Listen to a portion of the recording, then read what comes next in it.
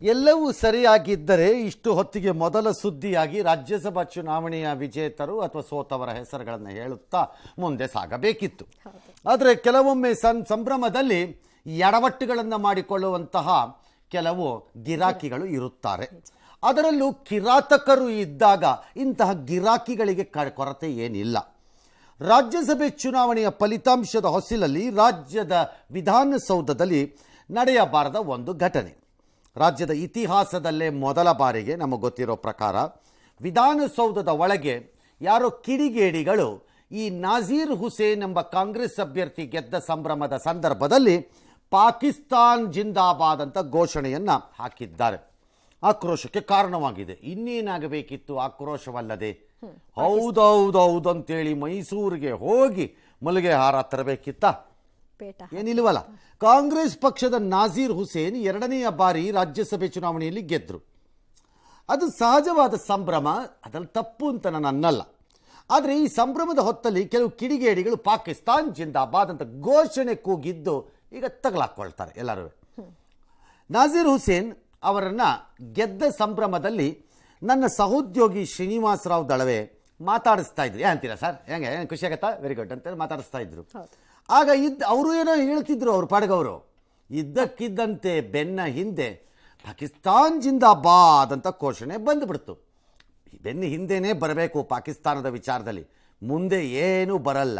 ಯಾಕಂದರೆ ಹೇಡಿಗಳು, ದ್ರೋಹಿಗಳು ಮತ್ತು ಒಂದು ರೀತಿ ಎಲ್ಲದಕ್ಕೂ ಕರುಬುವವರು ಆ ದೇಶದಲ್ಲಿ. ಹಾಗಾಗಿ ಆ ದೇಶದ ಜೊತೆ ನಡೆಯೋದೆಲ್ಲ ಬೆನ್ನ ಹಿಂದೆಯೇ ಚೂರಿ ವ್ಯವಹಾರ. ಮುಂಭಾಗದ ಫೈಟ್ ಯಾವುದೂ ಇಲ್ಲ ಅವ್ರ ಹತ್ರ. ಸ್ಟಿಲ್ ಯಾವನೋ ಒಬ್ಬ ಕೂಗದ ಆ ಥರ ವಿವಾದಕ್ಕೆ ಗುರಿಯಾಯಿತು. ಅದಾದ ನಂತರ ಯಾರೋ ಅವ್ರನ್ನ ಕೇಳಿದ್ರು, ಸರ್ ಏನು ಸರ್ ಹಿಂಗೆ ಅಂತ. ಯಾರು ನನಗೆ ಗೊತ್ತಿಲ್ಲಪ್ಪ ಅಂತ ಅವ್ರು ಹೇಳಿಬಿಟ್ರು. Fair, that's a fair thing actually. ಆಮೇಲೆ ಮತ್ತೆ ಮೀಡಿಯಾನವ್ರೆಲ್ಲ ಒಂದು ಅಷ್ಟು ಜನ ಡಾಕಂಡೆಲ್ಲೋ ಕೇಳಿದ್ದಾರೆ ಅವ್ರನ್ನ, ಏನಂತೀರಿ ಸರ್ ಅಂತ. ಯಾವನ ಅವನು ನಡೆಯಾಚೆ ಅಂತ ಜೋರಾಗಿ ಹೇಳಿಬಿಟ್ರು ಸಾಹೇಬ್ರು. ಎರಡನೇ ಟರ್ಮಲ್ವೇ ಹೇಳಬೇಕು ಗರ್ವ ಜಾಸ್ತಿ. ಮತ್ತೋರ್ವ ಅಭ್ಯರ್ಥಿ ಆದರೆ GC ಚಂದ್ರಶೇಖರ್ ಮತ್ತು ಯುವ ಕಾಂಗ್ರೆಸ್ ಅಧ್ಯಕ್ಷ ಶ್ರೀನಿವಾಸ್ ಅವರು, ಇದು ಯಾರು ಕೂಗಿದ್ರು ತಪ್ಪೆಪ್ಪ, ಇದನ್ನು ಖಂಡಿಸ್ಬೇಕು, ಹಿಂಗೆ ಕೂಗಿದವನು ಯಾವನು ಅಂತ ಕಂಡು ಹಿಡಿದು ಕ್ರಮ ತಗೋಬೇಕು ಅಂತ ಅಂದರು. ಅವ್ರೇನೋ ಜೈ ಭಾರತ್ ಅಂತನೋ ಭಾರತ್ ಜಿಂದಾಬಾದ್ ಅನ್ನೋ ಕೂಕ್ಕೊಂಬಿಟ್ರು ಅವರು. ಸರಿ, ಈಗ ಎಲ್ಲರೂ ಸ್ಟಾರ್ಟ್ ಆಯಿತು ಖಂಡನೆ. ಕುಮಾರಸ್ವಾಮಿ, BJP ಅವರು ಎಲ್ಲ ಶುರುವಾಯಿತು. ಬಂಧಿಸ್ರಿ ಅವರನ್ನು ಯಾರು ಅಂತ. ಬಂಧಿಸಬೇಕು, ಬಿಡಕ್ಕಾಗತ್ತಾ? ದೇಶದ್ರೋಹಿ. ಬಂಧಿಸಿದ ಮೇಲೆ ಸಾಧ್ಯ ಆದರೆ ಕರ್ಕೊಂಬಂದು ಪಬ್ಲಿಕ್ ಮುಂದೆ ಕೊಡಿ, ಹಲ್ಲು ಉದುರಿಸ್ಬಿಟ್ಟು ಮೂಳೆ ಎಣಸ್ಬಿಟ್ಟು ಕಳಿಸ್ಕೊಡ್ಬೋದು. ಹೋಗಿದ್ದವನು ಯಾವನಾರ ಆಗಿರಲಿ ಅಂತ ಕಚಡಾಗೆ ಅದೇ ಸರಿ. ಗೆಲುವಾಗಿದೆ,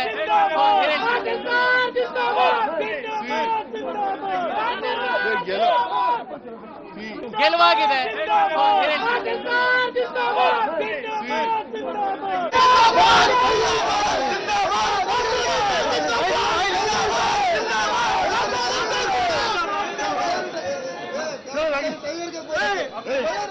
ಸರ್, ತಮ್ಮ ವಿಜಯೋತ್ಸವ ಸಂದರ್ಭದಲ್ಲಿ ನನಗೆ ಗೊತ್ತಿಲ್ಲಪ್ಪ. ತಮ್ಮ ವಿಜಯೋತ್ಸವ ಸಂದರ್ಭದಲ್ಲಿ ನನಗೆ ಗೊತ್ತಿಲ್ಲ, ಯಾವ್ದು ಮಾಡಿಲ್ಲ.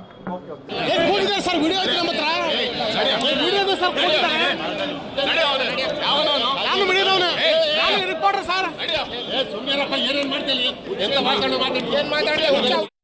ಯಾರೇ ಆಗ್ಲಿ ಕೂಗಬಾರ್ದು. ಕೂಗೋದಂತಲ್ಲಿಸಿ ನಾವು ಕರ್ನಾಟಕದ ಬಗ್ಗೆ ಮಾತಾಡೋಣ. ಅದೆಲ್ಲ ನಾನು ಸರಿ ಅಂತ ಹೇಳಲ್ಲ. ಕೂಗಿದ್ರೆ ಯಾರೇ ಆಗಿರಲಿ ಈ ರೀತಿ ಏನಾರ ಕೂಗಿತ್ತು ಅಂದರೆ ನಿಜವಾಗ್ಲೂ ಅದು ತಪ್ಪು. ಅದನ್ನು ನಾವು ವಿರೋಧ ಮಾಡ್ತೀವಿ, ಖಂಡಿಸ್ತೀವಿ. ಅದು ಯಾವ ರೀತಿ ಆಗಿದೆ ಏನು ಅನ್ನೋದು ನಾವು ಸಹ ಸ್ವಲ್ಪ ಪರಿಶೀಲನೆ ಮಾಡಿ, ಅಲ್ಲ ಈಗ ಕಾರ್ಯಕರ್ತರ ಬೇರೆ ಯಾರು ಬಂದಿದ್ದಾರ ಏನು ಅಂತ ಸ್ವಲ್ಪ ವೆರಿಫಿಕೇಶನ್ ಆಗೋದು ಭಾಳ ಇಂಪಾರ್ಟೆಂಟ್ ಇದೆ. ಬೇರೆ ಯಾರೋ ಸೋತಿದ್ದಕ್ಕೆ ಏನಾರ ಮಾಡಿದಾರ ಏನು, ಯಾರು ವ್ಯಕ್ತಿ, ಅವ್ರು ಐಡೆಂಟಿಫೈ ಆಗಬೇಕು, ಅವ್ರಿಗೆ ತಕ್ಕ ಶಿಕ್ಷೆ ಆಗಬೇಕು. ಭಾರತ್ ಮಾತಾ ಕಿ ಜೈ, ಭಾರತ್ ಮಾತಾ. ಇದು ಈ ರಾಜ್ಯವನ್ನ ಯಾವ ದಿಕ್ಕಿನಲ್ಲಿ ತೆಗೆದುಕೊಂಡು ಹೋಗುತ್ತೆ ಈ ಕಾಂಗ್ರೆಸ್ನ ಆಳ್ತಾ ಬಂದ ನಂತರ ಅಂತಕ್ಕಂತ ಇವತ್ತು ವಿಧಾನಸೌಧದ ಒಳಗಡೆ ಇಂಥ ಕಿಡಿಗೇಡಿಗಳು, ಇಂಥ ದೇಶದ್ರೋಹಿಗಳು ಬಂದು ಬೆಂಗಾಲನ ಮಂತ್ರಿಯವರು ಕಟ್ಟಿಸಿರ್ತಕ್ಕಂತ ಈ ಒಂದು ಭವನದಲ್ಲಿ ಇವತ್ತು ಪಾಕಿಸ್ತಾನ ಜಯ ಘೋಷಣೆ ಮಾಡಿರ್ತಕ್ಕಂಥದ್ದು ಏನಿದೆ, ಇವ್ರಿಗೆ ಏನಾದ್ರೂ ಅಲ್ಪ ಸ್ವಲ್ಪ ಮಾನ ಮರ್ಯಾದೆ ಇದ್ರೆ ಈ ಸರ್ಕಾರಕ್ಕೆ ತಕ್ಷಣ ಫುಟೇಜ್ಗಳು ಇದ್ದಾವೆ ಅಲೆಯಲ್ಲಿ ಅರೆಸ್ಟ್ ಮಾಡ್ತಕ್ಕಂಥದ್ದು ಇಷ್ಟೊತ್ತಿಗೆ ಆಗಬೇಕಾಗಿತ್ತು. ಇವರು ದೇಶದ ದ್ರೋಹಿಗಳು ಅಂತಕ್ಕಂಥದ್ದು ಸಾಬೀತು ಮಾಡಿದ್ದಾರೆ. ಬಹಳ ದೇಶದ್ರೋಹ ಅವ್ರ ಮೇಲೆ ತಕ್ಷಣ ಕೇಸ್ ರಿಜಿಸ್ಟರ್ ಮಾಡಬೇಕು, ದೇಶದ್ರೋಹದ ಆಪಾದನೆಯಲ್ಲಿ ಆಧಾರದ ಮೇಲೆ ಅವ್ರನ್ನ ಬಂಧಿಸಬೇಕು ಅಂತ ಹೇಳಿ ನಾವ್ ಏನ್ ಮಾಡಿದ್ರು ನಡೆಯುತ್ತೆ, ಏನ್ ಕೂಗಿದ್ರು ಯಾವನು ಅವನು ನಾಸೀರ್ ಹುಸೇನ್ ಯಾಕೆ ಸರ್ ಅಂತ ಬೇರೆ ಯಾರಾದರೂ ಹೇಳಿಬಿಟ್ರೆ ಅವ್ರಿಗೆ ಹೇಗಿರುತ್ತೆ? ಯಾವನ ಅವನು ನಾಸೀರ್ ಹುಸೇನ್ ಅಂತ ನಾನಲ್ಲ, ಯಾರಾದರೂ ಹೇಳಿದ್ರೆ ಹೇಗಿರುತ್ತೆ? ಯಾವನ ಅವನು ಅಡಿ ಆಚೆಗೆ ಅಂತ ಅನ್ನೋದಕ್ಕೆ ಏನು ನಿಮ್ಮ ಅಪ್ಪ ಅಮ್ಮ ಅನ್ನ ಹಾಕಿದ್ರ ರಿಪೋರ್ಟ್ರಿಗೆ ಅಥವಾ ಹುಟ್ಟಿಸಿದ್ರು ಹೇಳಲ್ಲ ಈ ಕಾಲದಲ್ಲಿ. ನಿಮ್ಮಪ್ಪ ಅಮ್ಮ ಅನ್ನ ಹಾಕಿದ್ರ ಅಂತ ಯಾರು ಕೇಳಿದ್ರೆ, ರಾಜಕಾರಣದಲ್ಲಿ ಅದರಲ್ಲೂ ರಾಜ್ಯಸಭೆ ಮತ್ತು ಮೇಲ್ಮನೆಯ ವಿಚಾರದಲ್ಲಿ ಎಕ್ಸೆಪ್ಟ್ ಕೆಲವು ಎಲೆಕ್ಷನ್ಸ್ ಆಗ್ತಿರೋದು, ಅದರಲ್ಲೂ 14,000-16,000 ಓಟು ಚಿಲ್ಲರೆ ಓಡಾಟದಲ್ಲಿ ನಡೀತಾ ಇರೋಂಥ ಎಲೆಕ್ಷನ್ಗಳವು, ಅದರಲ್ಲಿ ಯಾವನು ಅತಿ ಹೆಚ್ಚು ನಡು ಬಗ್ಗಿಸಿ ನಿಲ್ಲುವ ಕಲಾಕಾರ ಇದ್ದಾನೋ ಅವನು MP. ನಮಗೆ ಗೊತ್ತಿಲ್ವಾ ಭಾರತದ ಪ್ರಜಾಪ್ರಭುತ್ವದಲ್ಲಿರೋ ಈ ವ್ಯವಸ್ಥೆಯಲ್ಲಿ ಯಾವನು ಎಲೆಕ್ಟ್ ಆಗ್ತಿದ್ದಾನೆ, ಯಾಕೆ ಎಲೆಕ್ಟ್ ಆಗ್ತಿದ್ದಾನೆ ಅನ್ನೋದು? ಯಾವನು ದಿಲ್ಲಿಯ ದರ್ಬಾರುಗಳ ಮುಂದೆ ಒಳ್ಳೆಯ ಕಲಾಕಾರನಾಗಿ ಅತಿ ಹೆಚ್ಚು ಬಾಗಿ ನಿಲ್ಲುತ್ತಾನೋ ಅವನು MP. ಎದೆ ಉಬ್ಬಿಸಿ ನಿಂತವನು ಹೋದ. ಆಗಲ್ಲ. Mister Nasir Hussain, hold your tongue. Common sense ಅನ್ನೋದು ಈ MPಗೆ ಏನಾದ್ರು ಇದ್ದಿದ್ದಾರೆ ಅವರಿಗೆ. ನಾನೀಗ ಅವ್ರಿಗೆ ಮಾತಾಡ್ತಿರೋದು ಬಹುವಚನದಲ್ಲಿ. ಆಗ ಹೇಳಿದ್ದು ಯಾರು ಹಂಗೆ ಕೇಳಿದ್ರೆ ಹೇಗಿರುತ್ತೆ ಅಂತ. ಕಾಮನ್ ಸೆನ್ಸ್ ಅನ್ನೋದೇನಾದ್ರು ಇದ್ದಿದ್ದರೆ ನಿಮಗೆ ಫಸ್ಟ್ ಟರ್ಮ್ MP ಆಗಿ ಈ ಸಂವಿಧಾನದ ಇದರಲ್ಲಿ ಓತನ್ನು ತಗೊಂಡಿದ್ದಂತಹ ವ್ಯಕ್ತಿ ಒಂದು ಎನಿಮಿ ದೇಶದಲ್ಲಿ ಹಿಂಗೆ ಕೂಗಿದ್ದಾನೆ ಅಂದಾಗ ನನ್ನ ಬೆನ್ನ ಹಿಂದೆ ಯಾವನೋ ಕೂಗಿದ್ದಾನೆ ಅಂತ ಈಗ ನೀವು ಹೇಳ್ತಿದ್ದೀರಿ, ನನಗೂ ಕೇಳಿಸಿಲ್ಲ ಅಂತಾನೋ ಯಾರು ಬೇಕಾದ್ರೂ ಕೂಗಿರ್ಬೋದು. It's possible. ಅದು ನಾಸೀರ್ ಹುಸೇನಿನ ಬೆಂಬಲಿಗರೇ ಆಗಿರಬೇಕು ಅಂತಲೂ ಇಲ್ಲ. ಕುತೂಹಲಿಯಾಗಿ ಅವನೋ ಬಂದಿರೋನು ಕೂಗಿರ್ಬಾರ್ದು, ಇನ್ಯಾವನೋ ಕೂಗಿರ್ಬೋದು, ಅದು ಯಾವನಾರು ಆಗಿರಲಿ. ಅವನು ಯಾವನ್ ಕೂಗಿದ್ದಾನೆ ಅವನ ಕಾಲು ಕತ್ತರಿಸಿ ಹಾಕಬೇಕು, ಅವನಿಗೆ ನಾನೇ ದೂರು ಕೊಡ್ತೀನಿ ಅಂತ ಹೇಳುವಂತಹ ಬುದ್ಧಿಯನ್ನು ಪ್ರಜ್ಞೆಯನ್ನು ತೋರಿಸ್ಬೇಕಾಗಿದ್ದಿದ್ದು MP ಇದು. ಯಾವನವನು ಹೊಗೆ ಆಚೆಗೆ ನನಗೆ ನಿಮ್ಮ ತಾತನ ಮನೆ ಆಸ್ತಿ ಅಲ್ಲ ವಿಧಾನಸೌಧ ಅಂತ ನಾನಿದ್ದಿದ್ರೆ ಹೇಳ್ತಿದ್ದೆ. ನಾನು I am notoriously famous for saying this.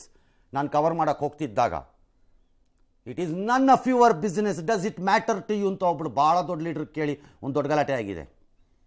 ನಾನಿದ್ದಿದ್ರೆ ಕೇಳ್ತಿದ್ದೆ, ನಡೆ ಆಚೆಗೆ ಅಂದರೆ ನಿಮ್ಮ ತಾತನ ಮನೆ ಆಸ್ತಿ ಅಲ್ಲ ಇದು ಅಂತಿದ್ದೆ ವಿಧಾನಸೌಧನ ಆಚೆ ಹೋಗೋಕ್ಕೆ. ಹಾಗಾಗಿ ಪೊಸಿಷನ್ಸ್ಗೆ ಬಂದವರು ಕಾಮನ್ ಸೆನ್ಸ್ ಅನ್ನೋದು ಇರಬೇಕು ಅವ್ರಗಳಿಗೆ. ಅವನು ಯಾವನಾರು ಕೂಗಿರಲಿ, it's okay, it need not be his follower. ಅದಕ್ಕೆ ಇವ್ರು ಜವಾಬ್ದಾರರು ಆಗಬೇಕು ಅಲ್ಲ, ಹೇಳಬೇಕಾದ್ದೇನು ಅವನು ಯಾವನಾರು ಕೂಗಿರಲಿ ನಾನೇ ಕೊಡ್ತೀನಿ ದೂರಿಗ ಅಂತ ಅವನನ್ನು ಒಳಗಾಕಬೇಕು, ಅವನ ಮೇಲೆ ಕ್ರಮ ತಗೋಬೇಕು ಅಂತ. ಇಲ್ಲದೆ ಇನ್ನು ಹಾರಾಕ್ತೀರ ಅವನಿಗೆ. ಇಂತಹ ಅಯೋಗ್ಯರು ಮತ್ತು ಕಚಡಗಳನ್ನು ವಿಧಾನಸೌಧದವರೆಗೂ ಬಿಟ್ಕೊಂಡು ಏನೂ ಆಗಿಲ್ಲ ಅನ್ನೋ ಡ್ರಾಮಾ ಮಾಡಿಕೊಂಡು ಕಾಂಗ್ರೆಸ್ಸಿನಲ್ಲಿ ಯಾರಾದರೂ ಇದಕ್ಕೆ ರಾಜಕಾರಣ ಮಾಡಕ್ಕೆ ಹೊರಟ್ರೆ ಇದರ ಅನಾಹುತ ಏನು ಅರಿಬೇಡ ನಿಮ್ಗಳಿಗೆ. ನಾಳೆ ಚೀಫ್ ಮಿನಿಸ್ಟರ್ ಚೇಂಬರ್ ಒಳಗಡೆ ಕೂಗ್ತಾರೆ ಯಾರೋ ಒಬ್ಬ ಬಂದು, ಹೋಗಿ ಮಣ್ಣು ತಿನ್ನಿ, ಎಲ್ಲರೂ ಮಣ್ಣನ್ನು ತಿನ್ನಬೇಡಿ, ಯಾಕಂದರೆ ಅದು ಖರ್ಚಾಗ್ಬಿಟ್ರೆ ಕಷ್ಟ. ಭೂಮಿ ತೆಳ್ಳಗಾಗ್ಬಿಡುತ್ತೆ ಆಮೇಲೆ ನೀವು ತಿನ್ನಕ್ಕೆ ಸ್ಟಾರ್ಟ್ ಮಾಡಿಬಿಟ್ರೆ. ಮಣ್ಣು ಇಲ್ದಂಗೆ ನಮ್ಮ ನೀವೆಲ್ಲ ಮಣ್ಣು ತಿನ್ನಕ್ಕೆ ಶುರು ಮಾಡಿಬಿಟ್ರೆ ಭೂಮಿ ತೆಳ್ಳಗಾಗ್ಬಿಡುತ್ತೆ. ತಿಂದು ನಾಚಿಕ್ ಕೆಟ್ಟವ್ರನ್ನ ತೊಗೊಂಬಂದು this stand can be very clear. ಅದರಲ್ಲೇನು ದೊಡ್ಡ ಕನ್ಫ್ಯೂಷನ್ ಇಲ್ಲ ಅದರಲ್ಲಿ. ನಾನು ಇಂಥದಕ್ಕೆ ಬೆಂಬಲಿಸಲ್ಲ. ಯಾವನ್ರಿ ಅವ್ನು ಬೆಂಬಲಿಸೋನು? ಸಿಕ್ಕಿದ್ರೆ ಕಪಾಳ ಕೊಡಿತೀನಿ ಅವ್ನಿಗೆ ಅಷ್ಟೇ, ಕೊಡ್ರಿ ದೂರ ಅವನ ಮೇಲೆ ಆಯ್ತದ, ಅಲ್ಲಿಗಾಗತ್ತೆ. ಅವನನ್ನು ಎತ್ತಾಕೊಂಬಂದು ಆಮೇಲೆ ಏನು ಮಾಡಬೇಕು ಅದು ಮಾಡಬೇಕಪ್ಪ, ದಟ್ಸ್ ಆಲ್. ಅದ್ರ ಬಿಟ್ಟು ಪತ್ರಕರ್ತರ ಮೇಲೆ ಅವ್ನು ಯಾವನ್ ಪಾಪ ರಿಪೋರ್ಟರ್ ಮೇಲೆ ನೀವು ಅನ್ನ ಹಾಕಿದ್ಯಾ? ಅವ್ರು ಯಾರೋ ಪಾಪ ಅವ್ರನ್ನ ಗೊತ್ತಿಲ್ಲ, ಅವ್ರು ಯಾರು ರಿಪೋರ್ಟ್ರು, ಅವ್ರು ಆಫೀಸಲ್ಲಿ ಕೊಟ್ಟಿರೋ ಅನ್ನ ತಿಂದುಬಿಟ್ಟು ತಿಂತಾ ಇರೋದವರು. ನಿಮ್ಮ ಥರ ಜೊಲ್ ಸುರಿಸ್ಕೊಂಡು ಯಾರ್ಯಾರ ಮುಂದೆನೋ ನಡು ಬಗ್ಗಿಸ್ಕೊಂಡ್ಬಿಟ್ಟು ದೊಡ್ಡ ಮನುಷ್ಯರು ಅಂತ ಕರೆಸ್ಕೊಳ್ಳೋರು ಅಲ್ಲ ಅವ್ರುಗಳು. ಅದಾಗಿದ್ದಿದ್ರೆ ಪಾಪ ಹುಡುಗ ಯಾಕೆ ವಿಧಾನಸೌಧಕ್ಕೆ ಓಡ್ ಬಂದು ಕಷ್ಟಪಟ್ಕೊಂಡು ನಿಮ್ಗಳ ಮಧ್ಯೆ ಒದ್ದಾಡ್ಕೊಂಡು ಮೈಕ್ ಇಟ್ಕೊಂಡು ಕಷ್ಟಪಡಬೇಕಾಗಿತ್ತು ಅವನು ಅನ್ನೋದನ್ನೆಲ್ಲ ಅನ್ಸ್ಕೊ. ಯಾರೋ ಹುಡುಗ ಅದು ಯಾರೋ ಆಗಲಿ, ಅದು whoever it is, whichever the channel he belongs. ಅವ್ನು ಯಾವ ಚಾನಲಿಂದ ಉದ್ಯೋಗಿ ಆಗಿದ್ದರು ಅಥವಾ ನನ್ನ ಸಹೋದ್ಯೋಗಿ ಆಗಿದ್ದರು, ಇನ್ನೊಂದು ಚಾನಲಲ್ಲಿ ಯಾರು ಕೆಲಸ ಮಾಡ್ತಿದ್ದವರು ನನ್ನ ಸಹೋದ್ಯೋಗಿನೇ. ಬರೀ ನನ್ನ ಆಫೀಸಲ್ಲಿ ಮಾಡ್ತಿರೋರು ಮಾತ್ರ ಆಗಬೇಕು ಅಂತ ಎಲ್ಲೂ ನಿಯಮ ಇಲ್ಲ ಇಲ್ಲಿ. ಇವರು ನನ್ನ ಕಚೇರಿಯ ಸಹೋದ್ಯೋಗಿಗಳು, ಅವರು ನನ್ನ ವೃತ್ತಿಯ ಸಹೋದ್ಯೋಗಿಗಳು. ಅವ್ರು ಚಿಕ್ಕವರಾದರೂ ಅಷ್ಟೇ, ದೊಡ್ಡವರಾದರೂ ಅಷ್ಟೇ. ಅದು ಹೇಳೋದು ಬಿಟ್ಬಿಟ್ಟು ಆ ಹುಡುಗ ನಿಮ್ಮ ತಾತನ ಮನೆ ಆಸ್ತಿನ ಆಚೆ ಹೋಗೋಕ್ಕೆ ನಡೆಯಾದ ಕಡೆಗೆ ಅನ್ಬೇಕಾಗಿತ್ತು. ಎಸ್, ಎಲ್ಲಿಗೆ ಬಂದಿದೆ ಮನೋಸ್ಥಿತಿ ನೋಡ್ಕೊಳ್ಳಿ. Go for N investigation, try and identify the person. ಅವ್ನು ಯಾವನಾರ ಹಾಕ್ಕೊಂಡಿರಲಿ, ಮೂತಿ ಕೊಟ್ಬಿಟ್ಟು ಹಲ್ಲು ಉದುರಿಸಿ, ಅಷ್ಟೇ, ಮುಗೀತಪ್ಪ ಕತೆ. ನಾಳೆ ಇದ್ರಲ್ಲೂ ಅಂದಿಲ್ಲ ಮಾಫು ಇನ್ನೊಂದು ಏನೇನೋ ಡ್ರಾಮಾಗಳು ಬರಬಹುದು. ಮಾಡಿ ಯಾರು ಬೇಡ ಅಂದವರು? ಯಾರು ಬೇಡ ಅಂದವ್ರು ಯಾರು? ಅಂದವ್ರು ಯಾರು? ಅದಕ್ಕೆ ಅವ್ರು ಯಾರು ಆಗಿರಲಿ ಅಂತ ನಾನು ಹೇಳ್ತಿರೋದು. ಯಾಕೆ ಅಂದರೆ ಇಂತಹ ಕ್ರಿಮಿಗಳು ಗ್ಯಾಂಗ್ರೀನ್ ಇದ್ದಂಗೆ. ಮನುಷ್ಯನ ದೇಹಕ್ಕೆ ಗ್ಯಾಂಗ್ರೀನ್ ಬರುತ್ತೆ. ಮೊದಲೇ ಐಡೆಂಟಿಫೈ ಮಾಡಿ ಸರಿಯಾಗಿ ಕ್ರಮ ತಗೊಳ್ಳದೇ ಇದ್ದರೆ ತಿನ್ಕೊಂಡು ಬಂದ್ಬಿಡುತ್ತೆ ದೇಹನ. ಅದು ಕೈಯೋ ಕಾಲನ್ನೋ ಎಲ್ಲೋ ತಿನ್ಕೊಂಡ್ಬಂದ್ಬಿಡುತ್ತೆ. ಆಮೇಲೆ ಏನೂ ಮಾಡೋಕ್ಕಾಗಲ್ಲ. ಅದನ್ನು ಗ್ಯಾಂಗ್ರೀನ್ ಕತ್ತರಿಸ್ಬೇಕು. ಅಲ್ಲಲ್ಲಿ ಹಾಗೆ ಇದು ಗ್ಯಾಂಗ್ರೀನ್ ಇದ್ದಂಗೆ ಇಂಥ ಕ್ರಿಮಿಗಳು. ಎಸ್, ಇನ್ನು ಲೋಕಸಭಾ ಚುನಾವಣೆ ಎರಡನೇ ಸರಿ MP ಆಗೋರಿಗೆ ಕಾಮನ್ ಸೆನ್ಸ್ ಅನ್ನೋದು ಸ್ವಲ್ಪ ಹೆಚ್ಚಿರಬೇಕು. ನಿಮ್ಮ ಕಾಂಟ್ರಿಬ್ಯೂಷನ್ ಟು ಕರ್ನಾಟಕ ಏನು ಅನ್ನೋದು ಯಾರೊಬ್ಬರಲ್ಲಿ ಕೇಳಿದಿದ್ರೆ ಆಚೆ ಹೋಗು ಅನ್ನಕ್ಕೆ. ನೀವು ಒಳಕ್ಕೆ ಬಂದಿರೋ ನಿಮ್ಮ ಕಾಂಟ್ರಿಬ್ಯೂಷನ್ ಏನ್ರಿ ಅಂತ ಕೇಳಿದ್ರೆ ನೇರ ಮತದಾರರಿಂದ ಆಯ್ಕೆ ಆದ್ರೆ ಇನ್ನು ಹೇಗಿರಬಹುದಿತ್ತು? ಅಯ್ಯೋ, ಅದು ನೋಡೋಣ. ಅದಕ್ಕೆ ಆಯ್ಕೆ ಆಗಲ್ಲ ಇವರೆಲ್ಲ. ಧೈರ್ಯ ಇದ್ರೆ ನಿಲ್ರಪ್ಪ ನೋಡೋಣ. ಈಗ ಸೆಂಟ್ರಲಲ್ಲಿ ಖಾಲಿ ಇದೆ, ನಿಂತ್ಕೊಳ್ರಿ ನೋಡೋಣ ಅದೇನು ಮಾಡ್ತಾರೆ ಮತದಾರರು. ಎಸ್, ಲೋಕಸಭಾ ಚುನಾವಣೆ ಸನಿಹದಲ್ಲಿ ನಡೆದ ರಾಜ್ಯಸಭಾ ಚುನಾವಣೆಯಲ್ಲಿ ನಿರೀಕ್ಷೆಗಿಂತ ಫಲಿತಾಂಶ ಹೊರಕ್ಕೆ ಬಂದಿದೆ. ನಿರೀಕ್ಷೆಯಂತೆಯೇ ರಾಜ್ಯಸಭೆ ಚುನಾವಣೆಯಲ್ಲಿ ಸಂಖ್ಯಾಬಲ ಕೊರತೆ ನಡುವೆಯೂ ಹೆಚ್ಚುವರಿ ಅಭ್ಯರ್ಥಿಯನ್ನ ಕಣಕ್ಕಿಳಿಸಿದ ಪರಿಣಾಮ ಎನ್ಡಿಎ ಮ್ಯಾಜಿಕ್ ಮಾಡುವಲ್ಲಿ ಸೋತಿದೆ. ಪಕ್ಷೇತರರು ನಿರೀಕ್ಷೆಯಂತೆಯೇ ಕಾಂಗ್ರೆಸ್ ಕೈ ಹಿಡಿದಿದ್ದಾರೆ. ಬಿಜೆಪಿಯ ಎಸ್ ಟಿ ಸೋಮಶೇಖರ್ ಎಲ್ಲರ ನಿರೀಕ್ಷೆಯನ್ನ ಮೀರಿ ಕಾಂಗ್ರೆಸ್ಗೆ ವೋಟ್ ಹಾಕಿದ್ದಾರೆ. ಅವರ ಸಾಥಿ ಶಿವರಾಮ್ ಹೆಬ್ಬಾರ್ ಮತದಾನಕ್ಕೆ ಬರಲಿಲ್ಲ, ಗೈರಾದರು. ಪರಿಣಾಮ ಎನ್ಡಿಎಯ ಎರಡನೇ ಅಭ್ಯರ್ಥಿ ಕುಪೇಂದ್ರ ರೆಡ್ಡಿ ಸೋಲನ್ನು ಅನುಭವಿಸಿದರು. ನಿರೀಕ್ಷೆಯಂತೆಯೇ ಕಾಂಗ್ರೆಸ್ ಅಭ್ಯರ್ಥಿಗಳಾದ ಅಜಯ್ ಮಖೇನ್, ಜಿಸಿ ಚಂದ್ರಶೇಖರ್, ನಾಸಿರ್ ಹುಸೇನ್ ಮತ್ತು ಬಿಜೆಪಿಯ ನಾರಾಯಣ ಸಾ ಬಾಂಡಾಗೆ ಗೆಲುವು ಸಿಕ್ತು. ಕಾಂಗ್ರೆಸ್ ಪಾಳಯದಲ್ಲಿ ಸಂಭ್ರಮ ಮನೆ ಮಾಡಿತು. ಬಿಜೆಪಿಗೆ ಒಬ್ಬರನ್ನ ಗೆಲ್ಲಿಸಿಕೊಂಡ್ರು, ಜೆಡಿಎಸ್ ಒಬ್ಬರ ಅಭ್ಯರ್ಥಿ ಸೋತ್ರು.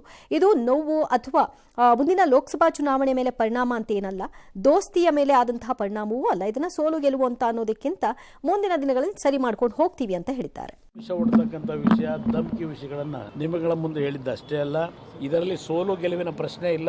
ಇವತ್ತಿನ ಫಲಿತಾಂಶ ಜೆಡಿಎಸ್ನ 19 ಶಾಸಕರು ನಾವು ಒಗ್ಗಟ್ಟಾಗಿದ್ದೇವೆ.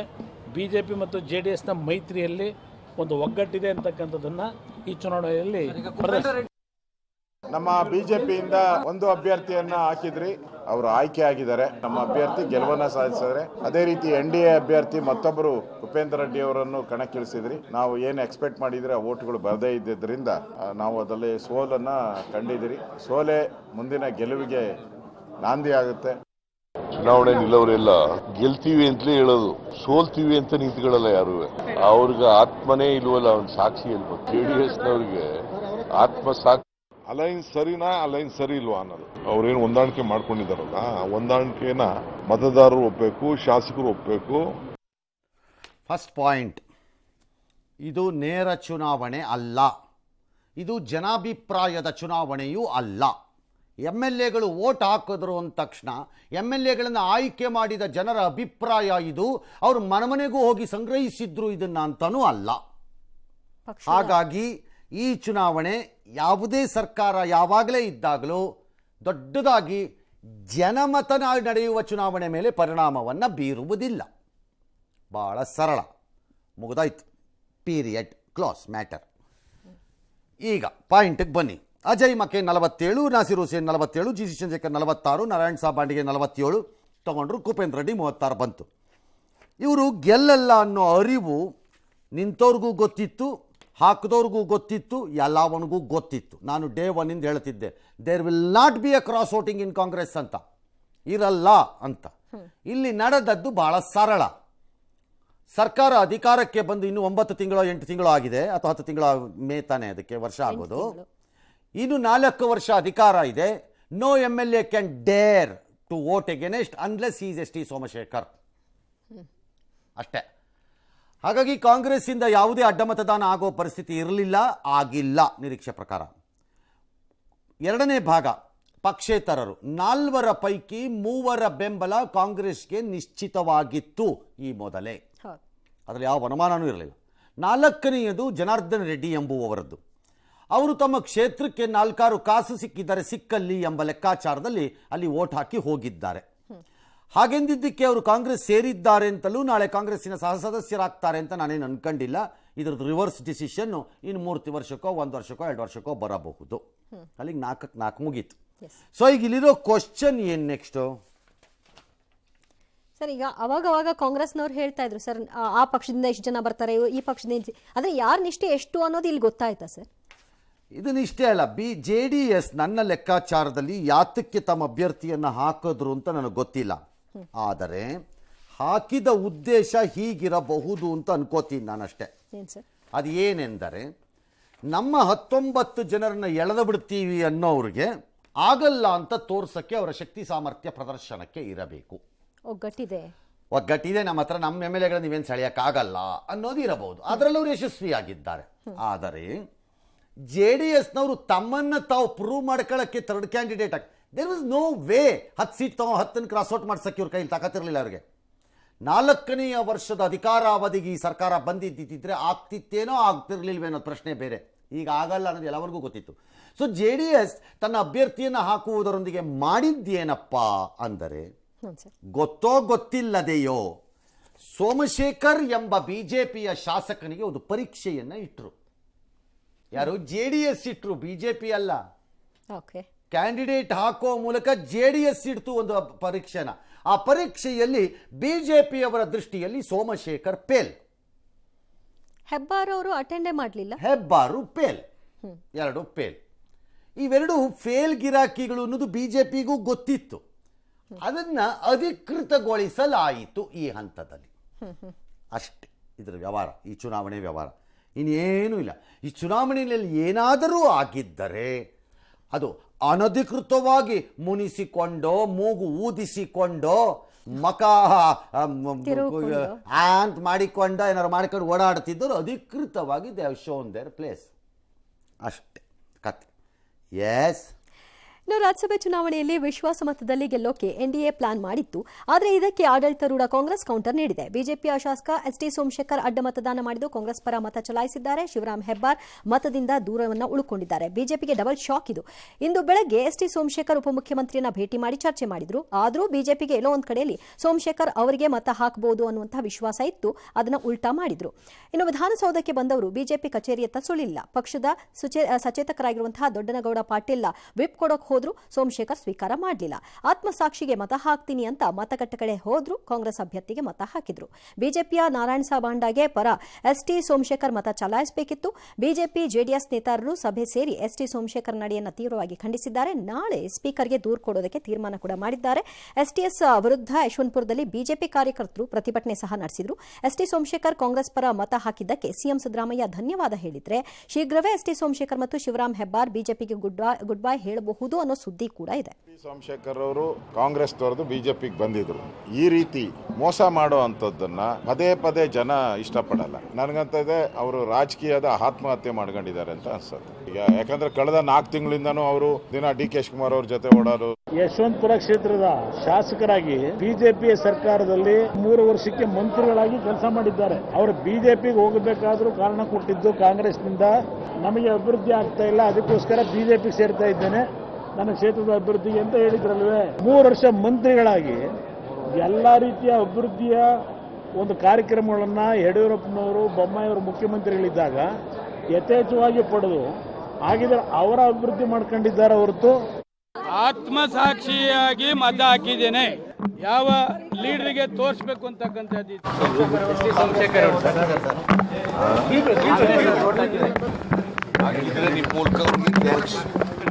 ಹಾಗಾದ್ರೆ ಮುಂದೇನು ಕತೆ?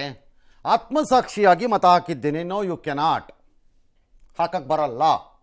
ಆತ್ಮಸಾಕ್ಷಿಯಾಗಿ ಮತ ಚಲಾವಣೆಗೆ ಜಾಗ ಈ ಎಲೆಕ್ಷನ್ನಲ್ಲಿ ಇಲ್ಲ. ಇಲ್ಲ, ಯಾಕಂದರೆ ನೀವು ಮತವನ್ನು ಹಾಕಿ ನಿರ್ದಿಷ್ಟ ಅಲ್ಲಿ ಏಜೆಂಟ್ ಯಾರಿದ್ದಾರೆ ಆ ಪಕ್ಷದ ಏಜೆಂಟ್ಗೆ ಅವರಿಗೆ ತೋರಿಸಬೇಕು. ವಿಪ್ಪನ್ನು ಕೊಟ್ಟಿರುತ್ತಾರೆ. ಇಲ್ಲಿ ಆತ್ಮಸಾಕ್ಷಿ ಪ್ರಶ್ನೆ ಬರಲ್ಲ. ನಂಬರ್ 1, ಇದು ಓಪನ್ ಬ್ಯಾಲೆಟ್ ಸಿಸ್ಟಮ್, ತೋರಿಸ್ಬೇಕು. ಇದು ಇಷ್ಟೆಲ್ಲ ಚುನಾವಣೆ ನಡೆದು ಕ್ರಾಸ್ ಮಾಡಿಸ್ಕೊಂಡು ಆ ಪಕ್ಷದಿಂದ ಈ ಪಕ್ಷಕ್ಕೆ ಹಾಕಿಸ್ಕೊಂಡು ಕಾಸಿನ ವ್ಯವಹಾರ ಮಾಡ್ಕೊಂಡು ದೊಡ್ಡವರ ಮನೆ ಅಂತೆ. ಅದ್ಯಾವುದೋ ರಾಜ್ಯಸಭೆ, ದೊಡ್ಡವರ ಮನೆ ಇದೆ, ದೊಡ್ಡವರ ಸಣ್ಣತನಗಳ ಮನೆ ಅಷ್ಟೇ. ಇನ್ನೇನು ಹೇಳೋಣ ಇದಕ್ಕೆ? ವಿ ಡು ನಾಟ್ ಅಂಡರ್ಸ್ಟ್ಯಾಂಡ್ ಈ ಸಿಸ್ಟಮನ್ನು ಕನ್ಸೆಪ್ಚುವಲೈಸ್ ಮಾಡಿದಾಗ, ಆಲೋಚನೆ ಮಾಡಿದಾಗ ಇದ್ದಂಥ ಉದಾತ್ತ ಧ್ಯೇಯಗಳಿಗೂ ಇವತ್ತಿನ ಸನ್ನಿವೇಶಕ್ಕೂ ಮೀನಿಂಗೇ ಇಲ್ಲ. ನರೇಂದ್ರ ಮೋದಿ ಎಲ್ಲ ಊರಲ್ಲಿಲ್ದಿರೋ, ದೇಶದಲ್ಲಿಲ್ದಿರೋದೆಲ್ಲ ಪ್ರಸ್ತಾಪ ಮಾಡಿ ಮಾತಾಡಿಸ್ತಾರೆ. ಇದು ಯಾಕಿದೆ ಅಂತ ಇವತ್ತಿನವರೆಗೂ ಒಬ್ಬರು ಕೇಳಿಲ್ಲ. ಇದ್ರೂ ಯಾವ ರೂಪದಲ್ಲಿ ಇರಬೇಕಿತ್ತದು ಅಂತ ಯಾವನೂ ಕೇಳಿಲ್ಲ. It's a shame on democracy, the way we have to upper houses. ಅದಕ್ಕೆ ಎಲೆಕ್ಟ್ ಆಗೋ ರೀತಿ ಮತ್ತು ಅವ್ರು ನಡ್ಕೊಳ್ಳೋ ರೀತಿ, ಹೌಸ್ಗಲ್ಲ ನಾ ಹೇಳ್ತಿರೋದು, ಎಲೆಕ್ಟ್ ಆಗೋ ರೀತಿ ಎರಡುವೇ. ಫೇರ್. ನಾವು ಕ್ವಶನ್ ಈಸ್ ಮುಂದೇನು ಅಂತ ವಿಪ್ ಉಲ್ಲಂಘನೆಗೆ ಅರ್ಜಿ ಕೇಳಿ ಸ್ಪೀಕರ್ಗೆ ದೂರು ಕೊಡ್ತಾರೆ ಬಿಜೆಪಿಯವರು. ಸ್ಪೀಕರು ಸಾಮಾನ್ಯವಾಗಿ ಇದನ್ನು ಕ್ವಿಕ್ಕಾಗಿ ತೀರ್ಮಾನ ಮಾಡಲ್ಲ ಅಂತ ಒಂದು ಆರೋಪ, ಯಾವುದೇ ಸ್ಪೀಕರ್ ಆಗಲಿ. ಒಂದು ವರ್ಷ ಎಳೀತಾರೆ. ಈ ಸರಿನೂ ಎಳೆದ್ರೆ ಏನೂ ಆಗಲ್ಲ. ಯಾಕೆ ಅಂತ ಹೇಳಿದ್ರೆ ಇದಿನ್ನೂ 4 ವರ್ಷ ಇರೋದ್ರಿಂದ 1 ವರ್ಷ ಆದಮೇಲೆ ಯಾರು ಒಬ್ಬರು ಸುಪ್ರೀಂ ಕೋರ್ಟ್ಗೆ ಹೋಗ್ತಾರೆ, direct the speaker to dispose of the petition ಅಂತ. ಯಾಕಂದರೆ ಮಹಾರಾಷ್ಟ್ರನಲ್ಲಿ ಕಾಂಗ್ರೆಸ್ ಮತ್ತು ಶಿವಸೇನೆಯವರು ಅದೇ ಆಧಾರದಲ್ಲಿ ಅಲ್ಲವೇ ಸುಪ್ರೀಂ ಕೋರ್ಟ್ಗೆ ಹೋಗಿರೋದೀಗ. ಅಲ್ಲಿ ಹೋಗ್ಬೋದು, ಇಲ್ಲಿ ಹೋಗಲ್ಲ ಅಂತ ಹೇಳಕ್ ಬರಲ್ವಲ್ಲ. ಹಾಗಾಗಿ ಹೋಗ್ತಾರೆ, ಅದು ಇತ್ಯರ್ಥ ಆಗುತ್ತೆ. ಡಿಸ್ಕ್ವಾಲಿಫೈ ಆದರೆ ದೆರ್ ಇಸ್ ಅ ಪ್ರಾಬ್ಲಮ್ ಆಗೋರಿಗೆ, ಅವ್ರಿಗೆ ಕಷ್ಟ ಆಗುತ್ತೆ. ಅದಕ್ಕೆ ಅವ್ರು ಏನು ಮಾಡಬೇಕು ಅಂದ್ಕೊಂಡಿರ್ತಾರೆ, ನನ್ನನ್ನು ಪಕ್ಷದಿಂದ ಉಚ್ಚಾಟಿಸ್ಬಿಡ್ತಾರೆ ಅಂತ ಅನ್ಕೊಂಡ್ಬಿಟ್ಟಿರ್ತಾರೆ. ಉಚ್ಚಾಟಿಸಲ್ಲ ಅಂತ ನನ್ನ ಅಭಿಪ್ರಾಯ. ಬಿಜೆಪಿಯವರು ಉಚ್ಚಾಟಿಸಿದ್ರೆ ನಂಗೆ ಗೊತ್ತಿಲ್ಲ, ಅವ್ರು ಉಚ್ಚಾಟಿಸಬಾರ್ದು. ಆ್ಯಕ್ಚುಲಿ ಉಚ್ಚಾಟಿಸ್ಬಿಟ್ರೆ ಅವ್ರು ಇಂಡಿಪೆಂಡೆಂಟ್ MLA ಆಗ್ಬಿಡ್ತಾರೆ. ಆಗ MLA ಶಿಪ್ಪು ಉಳ್ಕತ್ತು, ಕಾಂಗ್ರೆಸ್ ಸಂಬಂಧನೂ ಉಳ್ಕತ್ತವ್ರು, ಎರಡೂ ಆಯಿತು. ವೈದ್ಯ ಹೇಳಿದ್ದು ಹಾಲುವನ್ನು ರೋಗಿ ಬಯಸಿದ್ದು ಹಾಲುವನ್ನು ಆಗತ್ತದು. ಹಾಗಾಗಿ ಅವ್ರು ಉಚ್ಚಾಟನೆ ಮಾಡಲ್ಲ ಅನ್ಕೊಂಡಿದ್ದೀನಿ. ಕಾರಣ ಬಿಜೆಪಿಗೆ ಇದು 2ನೇ ಬಾರಿ ಇಂತಹ ಒಂದು ಅನುಭವ. SM ಕೃಷ್ಣ ಅವರ ಸರ್ಕಾರ ಇದ್ದ ಸಂದರ್ಭದಲ್ಲಿ 4-6 MLAಗಳು ಅಲಿಯಾಸ್ ಅಂದಿನ ಸೋಮಶೇಖರ್ಗಳು ಇದೇ ರೀತಿ ವರ್ತನೆಯನ್ನ ಮಾಡಿದ್ರು. ಅದರ ನೇತಾರ ಇಂದು JDS ಅಲ್ಲಿರುವ ಅರಕಲಗೂಡು ಶಾಸಕ ಎ ಮಂಜು ಮತ್ತು ಅವತ್ತಿನ ಟಿ ನರಸೀಪುರದ ಶಾಸಕ ಭಾರತಿ ಶಂಕರ್ ಇದೇ ಮಾಡ್ತಿದ್ರು. ಬಿಜೆಪಿಯವರು ಉಚ್ಚಾಟಿಸ್ಲಿಲ್ಲ, ಏನಾರು ಮಾತಾಡ್ಕೊಳ್ಳಿ ಬಿಟ್ಟಿದ್ರು ಅವ್ರನ್ನ, ಹೀಗೇ ಮಾತಾಡ್ಕೊಂಡಿದ್ರು ಅವರು. ಆಮೇಲೆ ಕಾಂಗ್ರೆಸ್ ಸೇರ್ಕೊಂಡ್ರು, ಸೋತ್ರು, ಅದು ಬೇರೆ ವಿಚಾರ, ಅದು ಕತೆ ಬೇರೆ. ಹಾಗಾಗಿ ಇವರು ಉಚ್ಚಾಟನೆ ಮಾಡ್ತಾರೋ ಬಿಡ್ತಾರೋ ನಂಗೆ ಗೊತ್ತಿಲ್ಲ. ಉಚ್ಚಾಟನೆ ಮಾಡೋದು ತಪ್ಪಾಗ್ಬೋದು. ಈ ಮಧ್ಯೆ ಅವರೇ ಹೋಗಿ ರಾಜೀನಾಮೆಯನ್ನು ಕೊಟ್ಬಿಡ್ಬೋದು. ಕೊಟ್ಟರೆ ಮಾನ ಮರ್ಯಾದೆ ಉಳ್ಕೊಂಡಂಗೆ ನನ್ನ ಪ್ರಕಾರ. ಹೇಗೆ ಸರ್? ಯಾಕೆ ಅಂದರೆ ಸೋಮಶೇಖರ್ ಅವರು ಕಾಂಗ್ರೆಸ್ JDS ಸರ್ಕಾರವನ್ನು ಧಿಕ್ಕಾರ ಹಾಕಿ ಹೊರಕ್ಕೆ ಬಂದು ಅಭಿವೃದ್ಧಿ ಆಗಬೇಕು ಅಂತನೋ ಅಥವಾ ಮಂತ್ರಿ ಆಗಬೇಕು ಅಂತನೋ ಏನೋ ಒಂದು ಕಾರಣಕ್ಕೆ ಬಂದಾಗ ಅವ್ರಿಗೂ ವಿಪ್ ಕೊಟ್ಟಿದ್ರು. ವಿಪ್ ಬರಲಿಲ್ಲ ಅಂತ ಕಾಂಗ್ರೆಸ್ನವ್ರು ಸ್ಪೀಕರ್ಗೆ ದೂರು ಕೊಟ್ಟಿದ್ರು. ಸ್ಪೀಕರ್ ಹೌದು ಅವ್ರು ವಿಪ್ಪನ್ನು ಮಾಡಿಲ್ಲ ಅಂತೇಳಿ ಇವ್ರನ್ನ ಡಿಸ್ಕ್ವಾಲಿಫೈ ಮಾಡಿದ್ರು. ಅಲ್ಲಿ ವಿಪ್ಪನ್ನು ಫಾಲೋ ಮಾಡದೇ ಇದ್ರೆ ಡಿಸ್ಕ್ವಾಲಿಫಿಕೇಶನ್ ಇಲ್ಲಿಲ್ವಾ? ಹಂಗಾರೆ ರೂಲ್ ಈಸ್ ಸೇಮ್. ಫೇರ್. ಅದು ಬಿಟ್ಬಿಡಿ, ಸುಪ್ರೀಂ ಕೋರ್ಟ್ಗೆ ಹೋಯ್ತು. ಸುಪ್ರೀಂ ಕೋರ್ಟ್ ಏನು ಹೇಳ್ತು? ಆಲ್ ರೈಟ್, ಆ ವಿಪ್ಪನ್ನು ನಾವು ಕೌಂಟ್ ಮಾಡೋಕೆ ಆಗ್ತಾ ಇಲ್ಲ, ರಾಜೀನಾಮೆನ ಅಕ್ಸೆಪ್ಟ್ ಮಾಡ್ಕೊಳ್ಳಿ, but they have to resign and go back to people ಅಂತಂದ್ರು. ಹೋದ್ರಿ, ಗೆದ್ರಿ, ಬಂದ್ರಿ, ಮಂತ್ರಿ ಆದ್ರಿ, ಎಂಜಾಯ್ ಮಾಡಿದ್ರಿ, ಅಲ್ವಾ? ಗಾಡಿನಲ್ಲಿ ಫ್ಯೂಯಲ್ ಪೆಟ್ರೋಲ್ ಇರೋವರೆಗೂ ಓಡಿಸಿದ್ರಿ, ಆಮೇಲೆ ಗಾಡಿನ ರೋಡ್ ಸೈಡ್ ನಿಲ್ಲಿಸ್ಬಿಟ್ಟು ಇನ್ನೊಂದು ಗಾಡಿ ಹತ್ಕತ್ತೀರಿ, ಅಷ್ಟೇ ತಾನೇ? ವೆಹಿಕಲ್ ಚೇಂಜ್ ಅಷ್ಟೇ ತಾನೇ ಇವ್ರದ್ದೆಲ್ಲ. ಈಗಲೂ ರಾಜೀನಾಮೆ ಕೊಟ್ಟು ವಾಪಸ್ ಜನರ ಹತ್ರಕ್ಕೆ ಹೋಗಬೇಕು. ಜನ ಹೇಳಿಲ್ಲ ಬಿಜೆಪಿ ಸಿಂಬಲ್ ಮೇಲೆ ಆಯ್ಕೆ ಆಗಿರೋ MLAಗೆ ಹೋಗಿ ಕಾಂಗ್ರೆಸ್ ಓಟ್ ಹಾಕು ಅಂತಾನೋ, ಕಾಂಗ್ರೆಸ್ ಸಿಂಬಲ್ ಮೇಲೆ ಆಯ್ಕೆ ಆಗಿರೋ MLAಗಳು ಬಿಜೆಪಿಗೆ ಓಟ್ ಹಾಕಿ ಅಂತಾನೋ, ಉತ್ತರ ಪ್ರದೇಶ ಅಥವಾ SP ಅಥವಾ ಹಿಮಾಚಲ್ ಪ್ರದೇಶನೋ ಜನ ಹೇಳಿಲ್ಲ. ಹಾಗಾಗಿ if they have any sense of shame, ಮಾನ ಮರ್ಯಾದೆ ನಾಚಿಕೆ ಅನ್ನೋದೇನಾದ್ರು ಇದ್ರೆ ರಾಜೀನಾಮೆ ಕೊಟ್ಟು ವಾಪಸ್ ಜನರ ಹತ್ರ ಹೋಗಬೇಕು. ಜನ ಮತ್ತೆ ಆಯ್ಕೆ ಮಾಡಿದ್ರು ಮಾಡ್ಬೋದು, ಗೊತ್ತಿಲ್ಲ, ಐ ಡೋಂಟ್ ನೋ, ಮಾಡ್ಬೋದು ಜನ. ಲೈಕ್ ನೀವು ಕಾಂಗ್ರೆಸ್ JDS ಸರ್ಕಾರ ಧಿಕ್ಕರಿಸಿ ಕಾಂಗ್ರೆಸ್ಗೆ ರಾಜೀನಾಮೆ ಕೊಟ್ಟು ಬಿಜೆಪಿಗೆ ಬಂದು ಮರುಚುನಾವಣೆ ಮತ್ತೆ ಜನ ಆಯ್ಕೆ ಮಾಡಲಿಲ್ವಾ ನಿಮ್ಮನ್ನ? ಮಾಡಿದ್ರು. ಹಾಗೆ ಇಲ್ಲೂ ಮಾಡ್ಬೋದು. ಕಾಂಗ್ರೆಸ್ಸಿಂದ ಮತ್ತೆ ನಿಂತ್ಕೊಂಡ್ರೆ ಇಬ್ಬರನ್ನೂ, ಸೋಮಶೇಖರ್ ಅಂಡ್ ಶಿವರಾಮ್ ಹೆಬ್ಬಾರ್ನ ಇಬ್ಬರು ಮಾಡ್ಬೋದು ಜನ ಆಯ್ಕೆ. That is the right method. ಜನರ ಮುಂದೆ ಹೋಗೋದೇ ವಾಪಸ್ ಹೋಗಬೇಕು. ಇಲ್ಲದಿದ್ದರೆ you should pursue their disqualification, get them disqualified. ಎರಡರಲ್ಲಿ ಒಂದು ಮಾಡಬೇಕು. ಯಾವುದು ಮಾಡ್ತಾರೋ ನಂಗೆ ಗೊತ್ತಿಲ್ಲ, ಅದು ಅವ್ರಿಗೆ ಬಿಟ್ಟಿದ್ದು. ಈ ಹಿಂದೆ ಪಕ್ಷ ಹೇಳಿದಂತೆ ನಾವು ಮತ ಹಾಕಿದ್ವಿ, ಆದ್ರೆ ನಮ್ಮ ಕಾಲ್ಗೂ ಅವ್ರು ರೆಸ್ಪಾಂಡ್ ಮಾಡಲ್ಲ, ನಮ್ಮ ಭೇಟಿಗೂ ಅವಕಾಶ ಕೊಡಲ್ಲ, ಅನುದಾನನೂ ಕೊಟ್ಟಿಲ್ಲ, ಈ ಥರದ ಉದಾಹರಣೆಗಳಿದೆ. ಅದಕ್ಕೆ ನಾನು ಅವೆಲ್ಲ ಈ ಕುಂಟು ನೆಪಗಳು, ಪಿಳ್ಳೆ ನೆವಗಳು ಯಾವುವು ವರ್ಕ್ ಆಗಲ್ಲ. ಇದೆಲ್ಲ ಕಾನೂನಿನ ಪ್ರಶ್ನೆ ಅಷ್ಟೇ. ಕಾಂಗ್ರೆಸ್ ಏನಾದರೂ ಅಪ್ಪಿತಪ್ಪಿ ಸಿದ್ದರಾಮಯ್ಯನವರೋ ಡಿ ಕೆ ಶಿವಕುಮಾರ್ ಅವರೋ ಯಾರೇ ಆಗಿರ್ಬೋದು ಸಂತೋಷ ಪಟ್ಟು ಕೊಡ್ರೆ, ಹೆಂಗೆ ಹಾಕಿಸ್ಕೊಂಡ್ವಿ ರಿವರ್ಸ್, ಇವ್ರಿಗೆ ಏಟ್ ಕೊಡಕ್ಕೆ ಸರಿಯಾಗಿ ಒಬ್ಬರ ಕೈಲಿ ಅಂತಾನೋ ಇಬ್ಬರ ಕೈಲಿ ಅಂತಾನಂದ್ರೆ ನಿಮಗೂ ಅಂತ ಏಟನ್ BJP ಹಿಮಾಚಲ್ ಪ್ರದೇಶ ಉತ್ತರ ಪ್ರದೇಶದಲ್ಲಿ ಕೊಡ್ತಿದ್ದಾರೆ. ಹಂಗಾಗಿದ್ದರಿಂದ ಇಬ್ಬರಿಗೂ ಸೇರಿಗೆ ಸವ್ವಾ ಸೇರು, ಇಬ್ಬರು ಒಂದೇ.